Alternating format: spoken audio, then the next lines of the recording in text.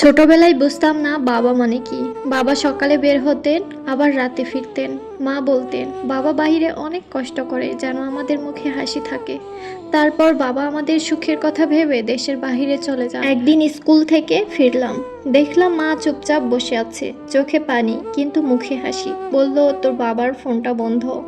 তখনও বুঝিনি এই ফোনটা হয়তো আর কোনোদিনই বাজবে না। বাবা বিদেশে ছিলেন, বলতেন একটু কষ্ট কর তোরা, তোদের জন্য একটু সুন্দর ভবিষ্যৎ গড়ব। কিন্তু একদিন ফোন এলো, বাবা দুর্ঘটনায় মারা গিয়েছেন। সেদিনের পর থেকে মা কখনো ঠিকমতো হাসেনি, বাড়ি ভাড়াটা ঠিকমতো দিতে পারতো না, টিফিনের টাকা দিতে পারতো না। তবুও প্রতিদিন আমাকে বলতো, ভয় নেই, আমি আছি তো। আমি জানতাম মা প্রতি রাতেই কান্না করে চুপি চুপি, আমাকে কিচ্ছু বলে না। সময় গড়িয়ে গেল, মা সেলাইয়ের কাজ শুরু করলেন, আমি পড়াশোনা চালালাম। কখনো কাপড় কিনতে পারিনি, বন্ধুরা হাসতো, তোর জামা তো প্রতি বছর একটাই।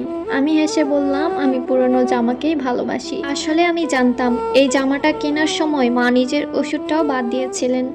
একদিন পরীক্ষায় প্রথম হলাম, সার্টিফিকেট হাতে নিয়ে দৌড়ে গিয়ে মাকে বললাম, মা দেখো আমি পেরেছি।